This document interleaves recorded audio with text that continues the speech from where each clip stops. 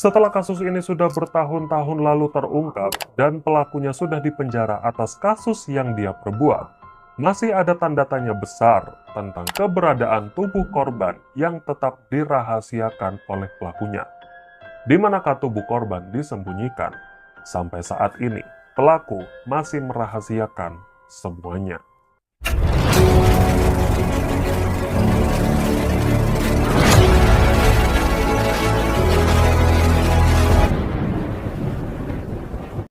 Seorang wanita bernama Yesenia Suarez, putrinya bernama Thalia Otto, dan putranya bernama Michael Otto, masih menghilang selama bertahun-tahun sejak kasus kematian Yesenia Suarez terungkap. Dan pelakunya sama sekali tidak mau memberitahu kepada polisi di mana dia menyembunyikan tubuh korbannya. Yesenia Suarez masih berusia 28 tahun ketika dia dinyatakan menghilang oleh keluarganya. Bukan hanya Yesenia, Thalia dan Michael juga menghilang dan belum ditemukan hingga sekarang. Yesenia adalah seorang ibu yang bahagia yang membesarkan anak-anaknya seorang diri tanpa adanya sosok suami. Meskipun begitu, Yesenia tetap bahagia menjalani hidupnya. Namun, walaupun ayah biologis Thalia dan Michael sudah tidak ada di dalam foto keluarga mereka, namun ada satu pria yang menggantikan posisinya sebagai ayah. Dia adalah Luis Toledo. Yesenia bertemu dengan Luis di sebuah festival pada tahun 2012. Ketika Yesenia bertengkar dengan seorang pria yang menyebabkan Yesenia terjatuh ke tanah, Luis lah yang menjadi pelindung bagi Yesenia untuk melawan pria itu dan membawa Yesenia ke rumah sakit. Sejak saat itulah mereka saling jatuh cinta. Namun, masa lalu Luis sangatlah mengerikan. Dia dikenal sebagai salah satu anggota geng Raja Latin dengan pangkat tinggi, yang memiliki tangan besi. Dia mendapat julukan sebagai Semai, karena pukulan dari tangannya yang begitu keras. Keduanya pun menikah.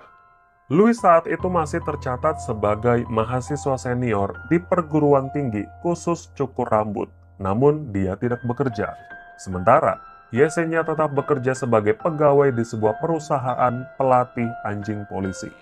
Namun, setelah beberapa bulan menikah dan Luis tinggal di rumah Yesenia, Yesenia ternyata baru sadar kalau Luis tidak bisa diandalkan. Luis hanya bermain game dan pergi ke gym, serta melakukan hal-hal semaunya tanpa adanya niat bertanggung jawab mencari nafkah.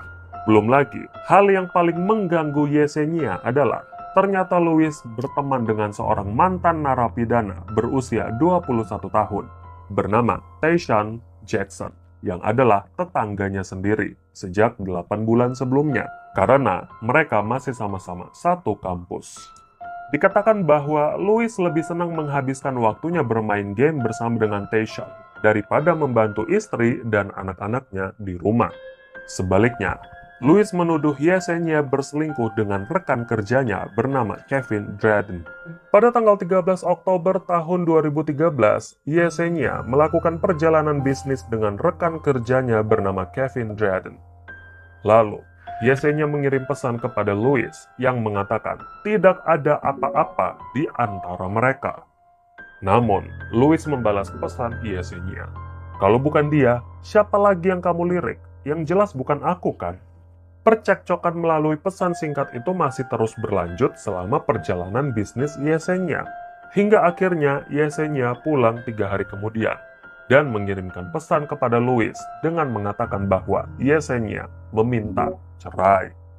Pada tanggal 22 Oktober, Luis tampaknya menemukan bukti yang dia cari yang dapat menunjukkan perselingkuhan Yesenia dengan Kevin. Luis ternyata memasang aplikasi penyadap di handphone Yesenia yang merekam semua percakapan Yesenia. Dari situlah, Luis mengetahui bahwa Yesenia akan melakukan pertemuan rahasia dengan Kevin. Luis pun berangkat ke kantor tempat Yesenia bekerja untuk memulai pertengkaran di sana.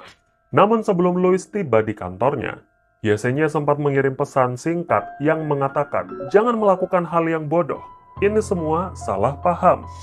Namun, semuanya pecah ketika Luis muncul di kantor Yesenia dan mulai menghakimi Yesenia dan Kevin. Salah satu karyawan pun menelpon 911. Tepat setelah polisi tiba di lokasi, Louis melarikan diri dengan mobilnya. Beberapa jam kemudian, Louis dan Yesenia berkumpul di rumah ibu Yesenia bernama Felicita untuk membicarakan apakah mereka akan melanjutkan rumah tangga atau tidak. Setelah pembicaraan itu, Felicita sempat memperingatkan Louis agar tidak menyakiti putrinya Yesenia. Louis pun menjawab dia tidak akan menyakitinya karena dia mencintai istrinya. Felicita juga memperingatkan Yesenia agar menginap beberapa hari di rumah ibunya untuk membiarkan Louis menenangkan diri. Namun Yesenia bersikeras untuk tetap pulang ke rumahnya karena dia ingin tidur di kasurnya sendiri. Keesokan harinya ketika Felicita bekerja, dia mempunyai firasat yang sangat buruk. Di mana sudah jam 9 pagi, dia tidak mendapatkan telepon maupun SMS dari Yesenia yang setiap pagi dilakukan oleh putrinya untuk memberi kabar kepada ibunya bahwa dia baik-baik saja. Ibunya pun menelpon Yesenia beberapa kali namun tidak mendapatkan jawaban.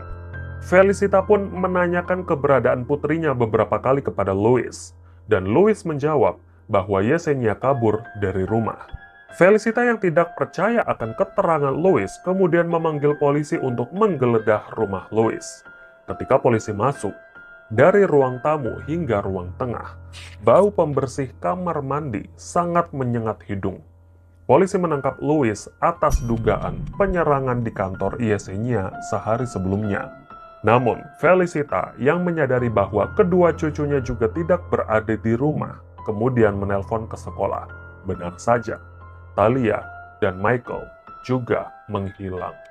Sementara Louis ditahan, polisi menggeledah rumah Louis. Polisi yang mencium pembersih lantai yang menyengat dari seluruh ruangan juga menemukan beberapa bercak darah yang masih menempel, yang tampaknya luput dari Louis.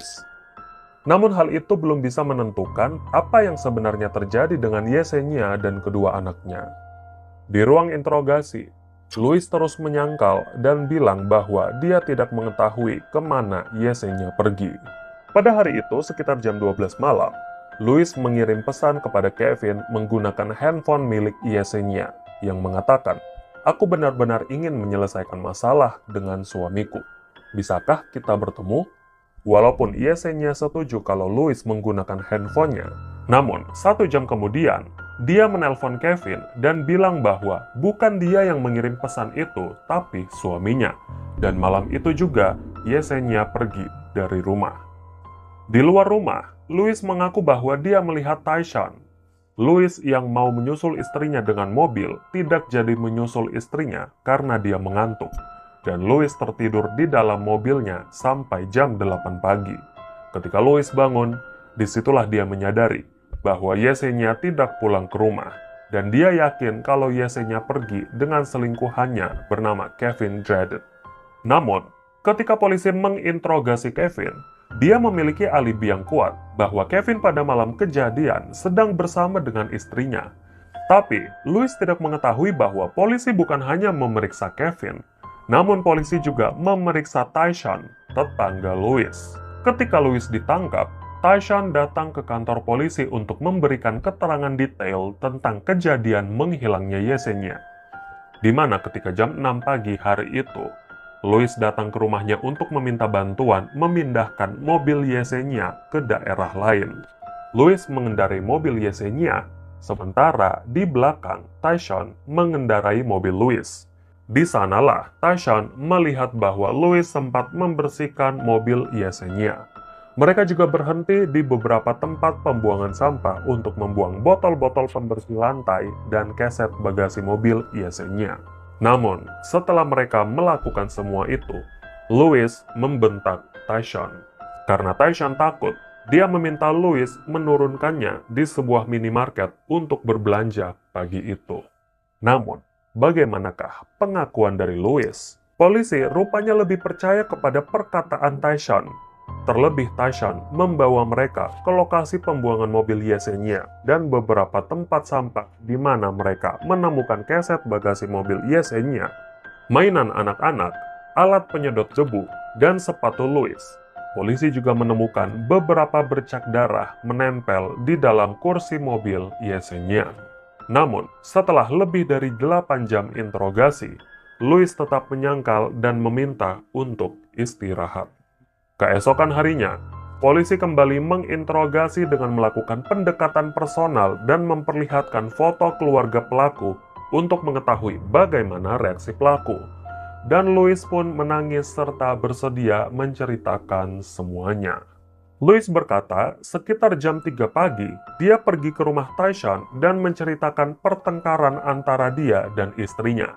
Dan dia mengajak Tyshawn ke rumahnya untuk bermain game tanpa memperdulikan istrinya jika dia marah.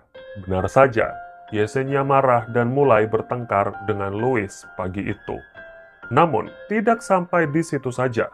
Dia mengaku bahwa anak-anaknya yang mendengar kegaduhan itu keluar dari kamar mereka. Dan Louis meminta agar Tyshawn membawa mereka pergi dari situ. Tanpa diduga, Tyshawn membunuh Talia dan Michael dengan benda tajam.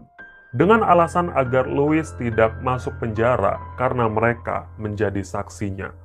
Dan Louis juga mengklaim bahwa Tyshawn lah yang menyembunyikan tubuh mereka tanpa diketahui Louis. Dan Tyshawn tidak mau memberitahu Louis di mana tubuh mereka berada. Namun, polisi tidak percaya dengan perkataan Louis begitu saja. Melihat bentuk cipratan darah dari TKP, tampaknya tidak mungkin Talia dan Michael dibunuh dengan benda tajam. Polisi menduga bahwa mereka dibunuh dengan benda tumpul. Polisi pun mulai mencurigai bahwa Louis berbohong. Dan setelah melakukan 30 jam interogasi pada Tyshawn, serta bukti-bukti lapangan yang ada, polisi memutuskan bahwa Tyshawn tidak terlibat atas kasus itu. Setelah 2 hari polisi melakukan interogasi yang panjang kepada Louis, polisi mulai menanyakan di mana keberadaan tubuh korban. Namun, Louis beralasan bahwa dia mengalami sakit perut beberapa kali. Di dalam kamar mandi, Louis membuat keributan. Dia memecahkan kaca dan mencoba untuk bunuh diri. Namun Louis masih bisa diselamatkan. Louis pun diseret ke pengadilan untuk diadili. Pengakuan terakhir dari Louis, dari yang sebelumnya dia mengaku membunuh istrinya dan Tyshawn yang membunuh anak-anaknya, menjadi, "Aku tidak akan pernah memberitahu kalian di mana tubuh mereka berada." Disinilah polisi semakin yakin dengan kesimpulan bahwa Louis membunuh keluarganya seorang diri dan Tyshawn tidak terlibat atas kasus pembunuhan itu. Namun tantangan bagi polisi dan jaksa untuk menuntut Louis adalah, karena tidak adanya mayat korban yang ditemukan, mereka harus menunjukkan bukti bahwa Louis memang benar-benar marah kepada istrinya, sehingga memicu dia melakukan pembunuhan itu. Polisi pun mendatangkan Kevin Dredden di pengadilan sebagai saksi untuk melaporkan penyerangan di kantornya 1 hari sebelum hilangnya Yesenia. Setelah persidangan berlangsung, Louis tidak menyangkal kalau dia membunuh istrinya. Namun, pembela tetap menyalahkan Tyshawn sebagai pembunuh kedua. Di dalam persidangan, Tyshawn menjadi saksi, dan juri tidak melihat adanya keterlibatan Tyshawn dalam kasus ini. Meskipun polisi dan jaksa tidak dapat membuktikan sepenuhnya pembunuhan yang dilakukan oleh Louis, dan bagaimana mereka bisa menghilang, serta di mana tubuh mereka disembunyikan, namun para juri dengan yakin menyatakan bahwa Louis Toledo bersalah. Louis pun dijatuhi hukuman 3 kali seumur hidup tanpa adanya jaminan bebas bersyarat. Namun, hingga hari ini, tubuh ketiga korban tidak dapat ditemukan karena Louis tidak bersedia memberitahu di mana dia menyembunyikannya.